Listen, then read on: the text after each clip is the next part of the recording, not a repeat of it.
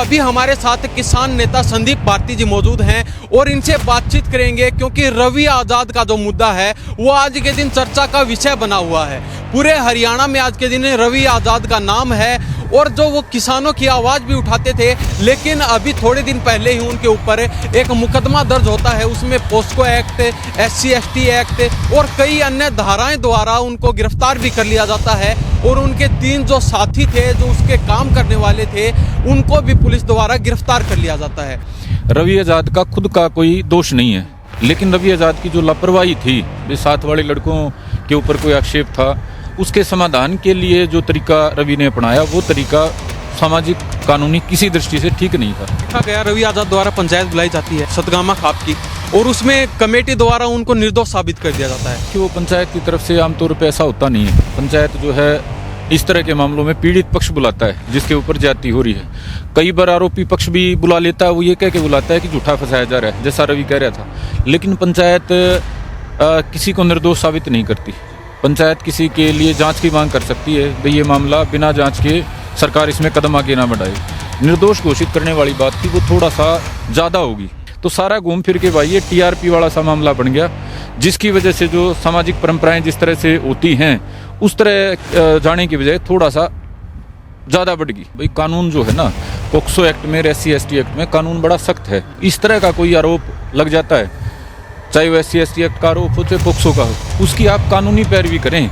सामाजिक रूप से इकट्ठा होकर कोई भी इस तरह की बात जैसी पंचायत में हुई थी, या पंचायत का होना भी गैर कानूनी है, इस तरह के विक्टिम के खिलाफ यदि आप इकट्ठे होते हो, उसके बुलाते हो, तो कानून की नज़र में वो अपराध है। कि मैं बाकी तमाम मेरे जो सामाजिक भाई हैं उनसे भी अपील करना चाहूँगा, आप अगर राजनीति को और हमारे किसान की या जाट की लड़ाई को, संघर्ष है, इनको आपस में मिला दोगे तो फिर परिणाम भी आपको भुगतने ही पड़ेंगे। मैं अगर रोज़ सवेरे उठ के कैप्टन अभिमन्यु को गाली देने लगूँ, हर बात में कोई अच्छा हो गया बुरा हो गया कैप्टन ने करा दिया, भाजपा को गाली देने लगूँ, स्वाभाविक सी बात है, मौका मिलेगा जब मेरा कहीं पैर फंसेगा गलती में तो अगले भी तो अपना प्रबंध करेंगे।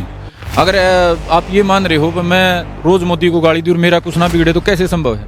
किसी आदमी पे आरोप लगाना बड़ा आसान है, लेकिन मेरे भाई वो कुछ तथ्य भी उस चीज़ में होने चाहिए। JP दलाल को या खट्टर को या मोदी को या किसी ABCD को हम रोज़ गालियाँ देंगे बिना तथ्य के, तो उस बात का वजन कम हो जाएगा, जो अब हुआ। दूसरा, ये बार बार करने का परिणाम क्या होता है, कुछ लोग आपके साथ हो जाते हैं। एक राजनीति में ये शॉर्टकट है, आप एक पक्ष को गाली देने लगो, उसके भी पक्ष वाले आपके साथ हो जाएंगे। अब वहाँ मैडम किरण का एक बड़ा धड़ा है, मजबूत धड़ा है, आपस में 36 का आंकड़ा है, तो रवि को ये लगा वे JP दलाल का विरोध करने से ये तो साथ में आएंगे, वो रहे भी हैं साथ में, सबको दिखाई दे रही हैं, छिपाने वाली चीज़ें नहीं है। भाई गलती कर रखी थी 3 बच्चों ने, 3 बच्चों की गलती को छिपाने के लिए हमने आरोप लगा दिए, किसी नेता पे आरोप लगा दिए, भाजपा पार्टी पे। खुद की गलती वो छिपी थोड़ा ही रह सकती है, वो खुद निकल के आएगी ना। तो भाई कई बार ऐसा हो जाता है कि अपनी गलती को छिपाने के लिए हम सामने वाले पे टारगेट करते हैं कि कई बातें, हमारा साथी है, हम उसके लिए ज़रूरत पड़ेगी तो आगे हम लड़ाई लड़ेंगे, कानूनी भी लड़ेंगे, सामाजिक भी लड़ेंगे, साथी है हमारा। हम चाहते हैं कि आगे अपने जवानी बची है उसकी, वो अपने किसान समाज की, इलाके की सेवा में लगाए। वो जो शुरू में FIR लॉन्च हुई थी, अनिल के नाम से हुई थी, अनिल समझौता करने के लिए आ गया था। अनिल जब समझौता कर रहा था तो उसको लाइमलाइट में लाने की क्या ज़रूरत थी? सारा मामला जो सोशल मीडिया पे हाईलाइट हुआ, इस तरह के मामले पे हाथ जोड़ के प्यार से बैठ के 4 आदमी में निपटाए जाते हैं। सोशल मीडिया पे TRP के मामले होते नहीं हैं। वो करया, उसी का परिणाम है आज जेल देखनी पड़ी। साथ में मेरे 4 भाई रहते हैं, गाड़ी वो चलाते हैं, मेरा सोशल मीडिया फ़ोन हैंडल करते हैं। आदमी को आभास तो ही जाता है वह गलत सही कुछ चल रहा है। JP दलाल की मैडम की लड़ाई है, वो अपने जैसे लड़े, राजनीतिक लड़े, टक्कर लड़े, रवि उसमें बीच में पड़ के रवि ने अपनी खुद की बलि करवा ली। नमस्कार, स्वागत आपका हरियाणा न्यूज़ 24 पर। मैं हूं हिमांशु लांबा, मेरे सहयोगी विक्की मलिक के साथ मौजूद हैं आज नारनौद में, और नारनौद में हमारे साथ है खास शख्सियत संदीप भारती, जो किसान नेता हैं और युवाओं की, किसानों की हमेशा आवाज़ उठाते हैं और बिल्कुल खुले दिल से खुलकर बोलने का काम करते हैं। जहां भी इनको सही लगता है कि हमें यहां पर बोलने की ज़रूरत है या फिर हमें वहां पे जाके समर्थन देने की ज़रूरत है, तो वहां तक पहुंचने का काम करते हैं और सरकार तक अपनी आवाज़ पहुंचाने का भी काम करते हैं। तो अभी हमारे साथ किसान नेता संदीप भारती जी मौजूद हैं और इनसे बातचीत करेंगे, क्योंकि रवि आज़ाद का जो मुद्दा है वो आज के दिन चर्चा का विषय बना हुआ है। पूरे हरियाणा में आज के दिन रवि आज़ाद का नाम है और जो वो किसानों की आवाज़ भी उठाते थे, लेकिन अभी थोड़े दिन पहले ही उनके ऊपर एक मुकदमा दर्ज होता है। उसमें पोस्को एक्ट, SC/ST एक्ट और कई अन्य धाराएं द्वारा उनको गिरफ्तार भी कर लिया जाता है और उनके 3 जो साथी थे, जो उसके काम करने वाले थे, उनको भी पुलिस द्वारा गिरफ्तार कर लिया जाता है। तो संदीप भारती द्वारा एक फेसबुक पर लाइव आकर एक वीडियो वायरल किया जाता है, उसमें इन्होंने कई तथ्यों द्वारा कई बातचीत रखी हैं और खुलकर बोलने का काम किया, उसी पर बातचीत करेंगे। जी, सबसे पहले स्वागत आपका हरियाणा न्यूज़। राम राम भाई, और आपका बहुत बहुत धन्यवाद। आप बड़ी अच्छी तेज तर्रार पत्रकारिता कर रहे हो, आपको मेरी तरफ से बहुत शुभकामनाएं। तो सबसे पहले बातचीत करेंगे रवि आजाद। आपको, आप भली भांति जानते हैं, आप भी उनके साथ कई बार आंदोलनों में पहुंचे हैं, तो क्या कहना चाहेंगे, क्या सच में रवि आजाद निर्दोष है? देखिए, रवि आजाद का खुद का दोष नहीं है। जो क्राइम जो बताया जा रहा है उसमें वहाँ थोड़े शब्दों में मैंने कहा, उससे पहले मैं डिटेल में भी कह चुका हूँ, रवि आजाद का खुद का कोई दोष नहीं है। लेकिन रवि आजाद की जो लापरवाही थी, वे साथ वाले लड़कों के ऊपर कोई आक्षेप था, उसके समाधान के लिए जो तरीका रवि ने अपनाया, वो तरीका सामाजिक कानूनी किसी दृष्टि से ठीक नहीं था।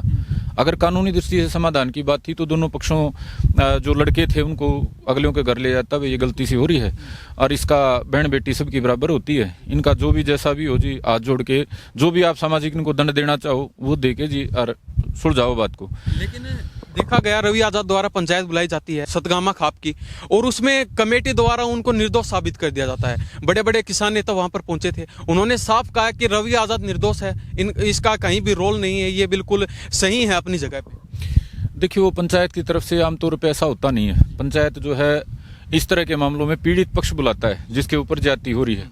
कई बार आरोपी पक्ष भी बुला लेता है, वो ये कह के बुलाता है कि झूठा फंसाया जा रहा है, जैसा रवि कह रहा था। लेकिन पंचायत किसी को निर्दोष साबित नहीं करती। पंचायत किसी के लिए जांच की मांग कर सकती है, भाई ये मामला बिना जांच के सरकार इसमें कदम आगे ना बढ़ाए। निर्दोष घोषित करने वाली बात थी, वो थोड़ा सा ज्यादा होगी। उसकी वजह जो बातें चली वहाँ 80% बातें चली कि वह निष्पक्ष जांच होनी चाहिए, लेकिन वो आखिर में आके जो भाव होता है ना, एक हमारे क्या बना हुआ है समाज का माहौल, जो ज़्यादा बड़ी बात करेगा ना उसको ज़्यादा तालियां मिलेंगी, ज़्यादा कमेंट लाइक मिलेंगे।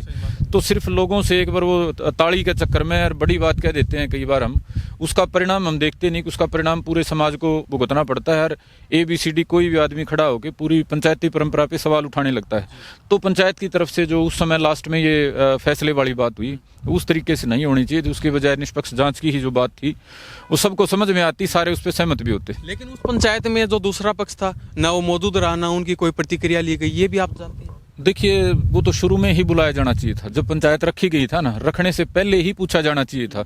आप किसी विक्टिम को ऐसे कॉल नहीं कर सकते कानून की भाषा में, और खासतौर पे पोक्सो का, SC/ST एक्ट का जो विक्टिम होता है उसके लिए बड़े प्रोविजंस हैं, उसके सेफगार्ड्स हैं कि उसको इस तरह का कोई भी अगर मैसेज आता है कि फलानी जगह आज पंचायत हो रही है तो वो धमकी माना जाता है, दबाव माना जाता है। तो पंचायत रखने के बाद तो बुलाया जाना वो कानूनी भाषा में ठीक नहीं था, और सामाजिक भाषा में भी मैं उसको ठीक नहीं मानता। उनसे परमिशन लेनी चाहिए थी, भाई इस तरीके से रवि आजाद जिसके ऊपर आपने आरोप लगा रखे हैं वो पंचायत बुला रहा है, अपने आप को कह रहा है कि मैं निर्दोष हूं, तो आप भी उसमें सहमत हैं क्या पंचायत के लिए? अगर वो सहमत हो जाते तो पंचायत होती। अगर वो सहमत नहीं थे तो फिर तो एक पक्ष का शक्ति प्रदर्शन बन के रह गया ना। इसकी वजह से बहुत सारे लोगों ने उस पर आक्षेप लगाए। नकारात्मक लोग भी हैं भाई, जो बाल की खाल उतारना और जीरो का पहाड़ बनाना, राई का पहाड़ बनाना जानते हैं। हाँ, वो जाति विशेष तो फिर वो जो फैसले लेने वाले जो हमारे भाई बुजुर्ग हैं वो चूंकि मैक्सिमम एक जाति से होते हैं, बाकी उसमें हिस्सेदारी जो है हम बार बार प्रयास करके भी बढ़ा नहीं पा रहे हैं खापों में, और हमारी जो जातियां हैं, दलित जातियां हैं, उसकी वजह से फिर वो एक जाति की पंचायत घोषित हो जाती है। आमतौर पे ऐसा होता नहीं है। आमतौर पे हम जो पंचायतों में इन्वॉल्व करते हैं चीज़ों को, समझदार जो पंचायती होते हैं वो सारी बिरादरियों को इन्वॉल्व करते हैं। लेकिन चूंकि हरियाणा का माहौल बना हुआ है इस तरह का, जाट और गैर जाट और ये दलित SC एक्ट और इस तरह की चीज़ों में, तो मौके की तलाश रहती है। और सोशल मीडिया के आने के बाद वो छोटी चीज बड़ी भी हो जाती है। तो सारा घूम फिर के भाई ये TRP वाला सा मामला बन गया, जिसकी वजह से जो सामाजिक परंपराएं जिस तरह से होती हैं उस तरह जाने की बजाय थोड़ा सा ज्यादा बढ़ गई। लेकिन अभी देखा जा रहा है, अभी 1-2 दिन पहले ही ये बातें चल रही हैं और लोगों में चर्चा है कि जो पंचायत में जो कमेटी थी उसके ऊपर भी FIR दर्ज करवा दी गई है, उन लोगों पर भी कार्रवाई हुई। हाँ, वो मैंने उस दिन भी बताया था भाई, कानून जो है ना पोक्सो एक्ट में, SC/ST एक्ट में कानून बड़ा सख्त है। और ये उस दिन भी मैंने समझाया था, आज आप साथियों से भी कहना चाहता हूँ, इस तरह का कोई आरोप लग जाता है, चाहे वो SC/ST एक्ट का आरोप हो चाहे पोक्सो का हो, उसकी आप कानूनी पैरवी करें।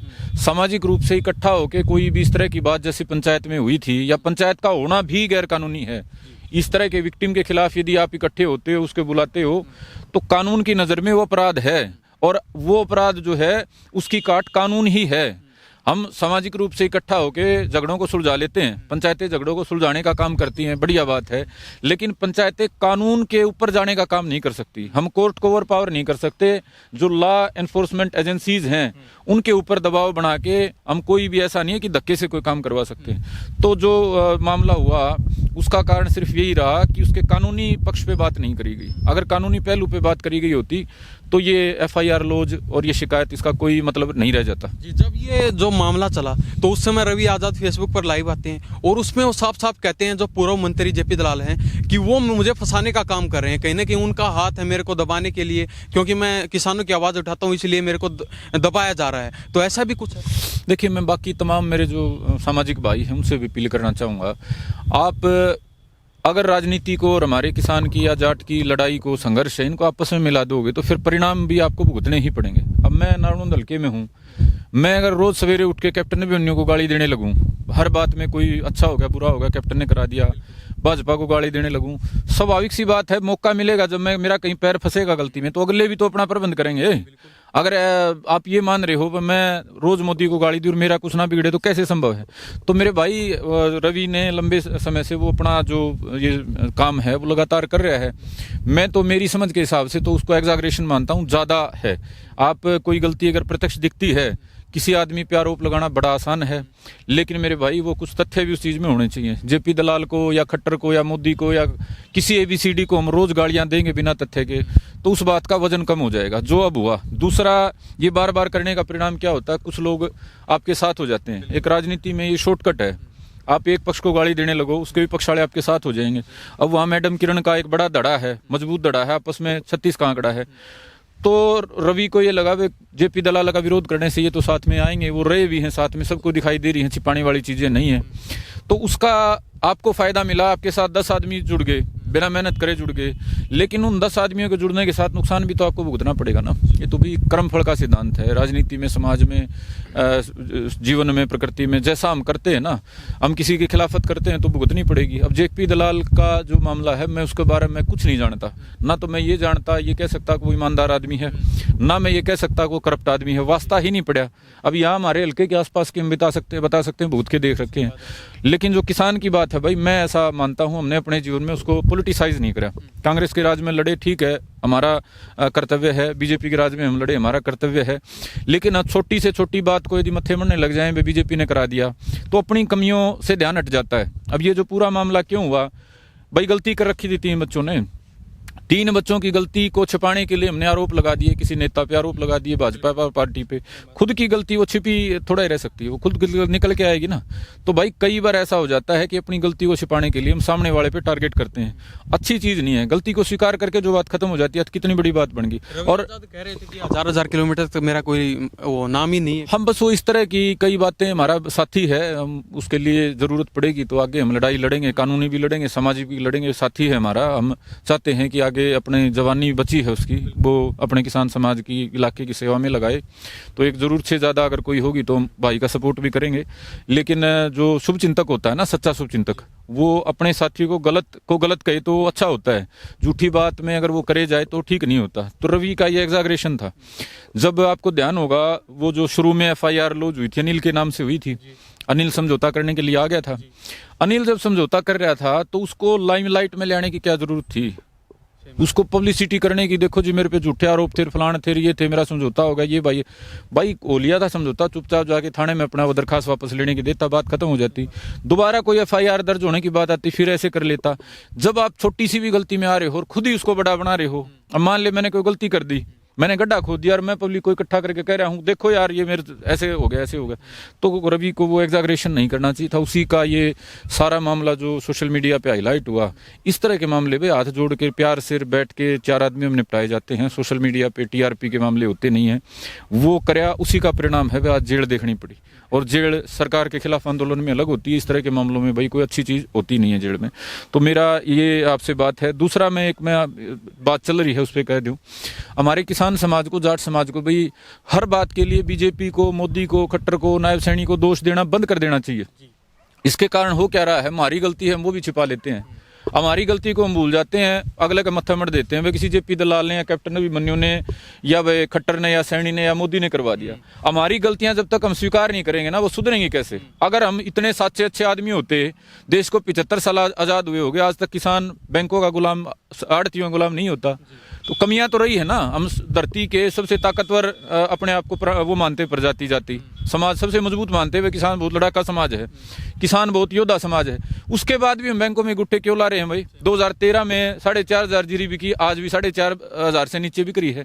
जब सारा समाज 10 गुना तरक्की कर गया, हम वही खड़े हैं, तो हमारे में कमियां तो हैं। और उन कमियों को स्वीकार करने की बजाय यदि दूसरे को दोषी दे के, अब पिछले 20 साल से तो मैं ये तमाशा देख रहा हूँ, कांग्रेस के राज में हर बात को कांग्रेस के मत्थे मढ़ देते, बीजेपी के राज में हर बात को हम बीजेपी सरकार के मत्थे। हमारे समाज की जो कमियां हैं, जो नादानियां हैं, चौधरी छोटू राम कह के गए हैं, अपनी दुश्वारियों के कारण हम गुलाम हैं, अपनी नाकामियों के कारण, अपनी कमियों के कारण गुलाम हैं। अब उन कमियों को भाई स्वीकार करना पड़ेगा। वो कमी स्वीकार करते ही वो कमजोरी खत्म हो जाती है। मेरे पैर में कमजोरी है तो मैं स्वीकार कर लूंगा ना, मेरे पैर में कमजोरी है, मैं छिपाना बंद कर दूंगा, तो किसी दिन मैं इसके समाधान के लिए प्रयास भी करूंगा। लेकिन मैं इसको मौका अपना घुमा फिरा के दिखावे की कोशिश करूंगा तो भी वो चीज दबेगी नहीं। तो मेरा वे इस मामले के साथ साथ सारे हरियाणा के तमाम जितने भाई किसान संगठनों में हैं, मोटी जो कमियां किसान समाज में हैं, उनके समाधान के लिए प्रयास करो। और पहला समाधान यही है, जो जो कमियां हैं उनको स्वीकार करो। भाई कमी स्वीकार करके आगे बढ़ा जाएगा। कमी स्वीकार करोगे तो उसके सुधार के रास्ते तलाश करे जाएंगे। हम तमाम हरियाणा के जो किसान साथी हैं, हमने 7 साल हमने लड़ाई लड़ी, 2012 से 19 तक एक ही बात की लड़ाई लड़ी, किसान कर्जा मुक्त कैसे हो, फसल का लाभकारी भाव मिले, पीछे कर्जे खत्म हो, तब किसान कर्जा मुक्त होगा।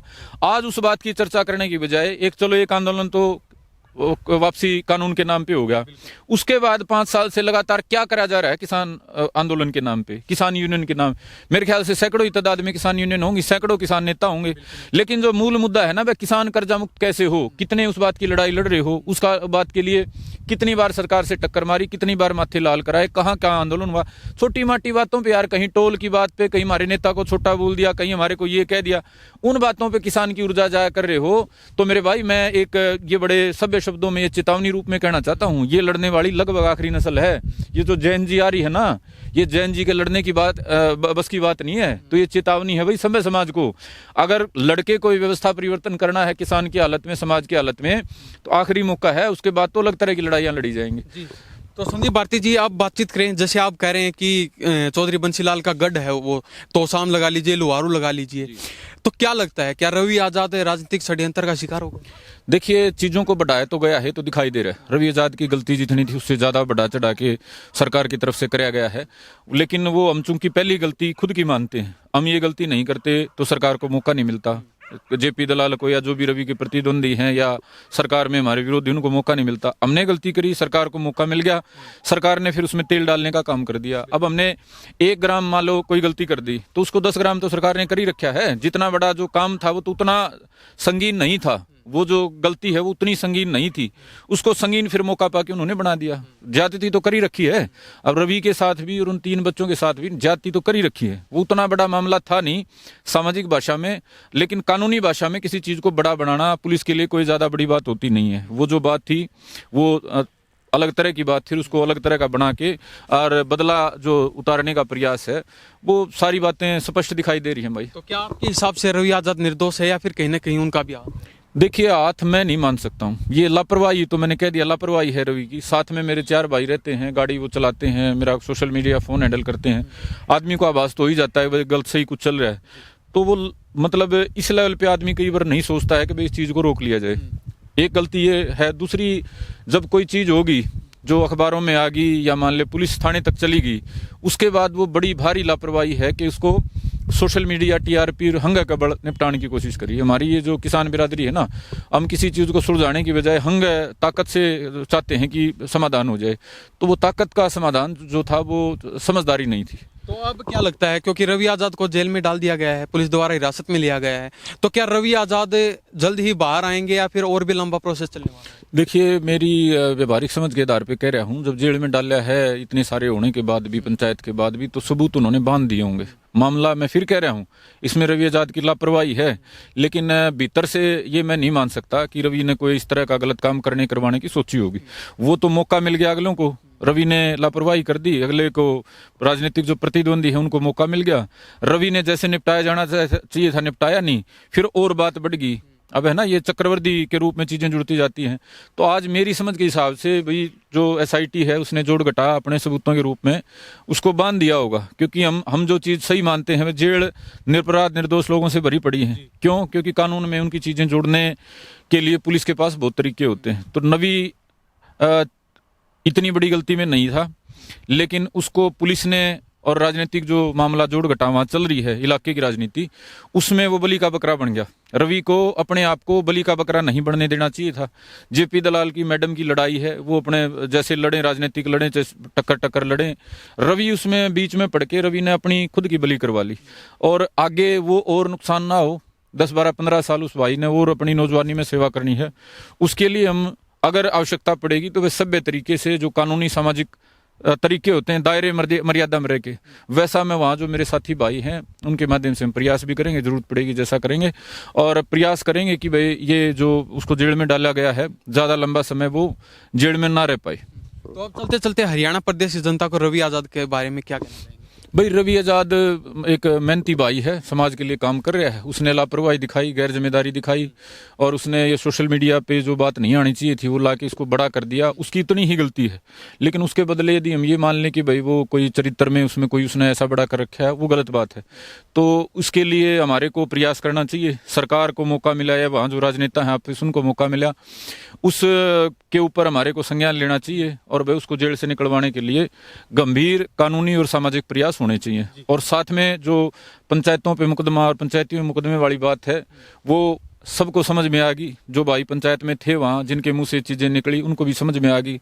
अब इस चीज़ को भी हम ऐसा चाहेंगे सरकार से, इस चीज़ को भी और बड़ा ना बनाए। और वहाँ विशेष तौर पे जेपी दलाल जी से कि भाई जो होना था वो हो लिया, जिसको समझ में जो चीज़ें सबक मिलने थे मिल गए।